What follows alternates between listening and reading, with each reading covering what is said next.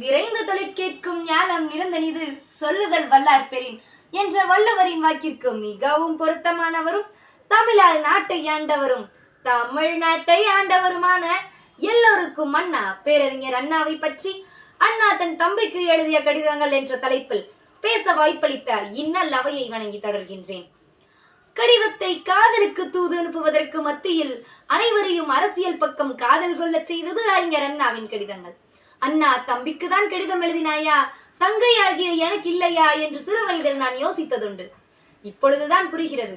தங்கையான நீ ஆளுமையோடும் ஆண்மை பண்போடும் தம்பியாக தரணியால வர சொல்கிறாய் என்று 1955 முதல் 1969 முடிக்கும் வரை 280க்கும் மேற்பட்ட கடிதங்கள், உள்ளூர் அரசியல் முதல் உலக அரசியல் வரை சாமானியனும் புரிந்து கொள்ளும் வகையில், அதே சமயத்தில் இளமை மங்கா தமிழில் வடித்தெடுத்தவர் அறிஞர் அண்ணா.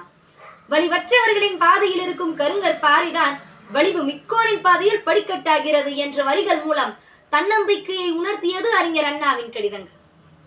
மாற்றக்கூடியதை மாற்றும் துணிச்சலையும், மாற்ற முடியாததை சகித்துக் கொள்ளும் பொறுமையையும், மாற்றக்கூடியது எது, மாற்ற முடியாதது எது என்பதை புரிந்து கொள்ளும் அறிவையும் இறைவனே எனக்கு அருள்வாயாக என்ற எழுத்துக்கள் யாரிடம் என்ன வரம் கேட்க வேண்டும் என்பதை தெளிவுபடுத்திய பகுத்தறிவாகும். நான் நலம் என்ற தலைப்பில் பேச்சாற்றல் எவ்வளவு முக்கியமானது, எப்படி பேச வேண்டும் என்பதை தெரிந்து தெளிய தந்தது பேரறிஞரின் வரிகள்.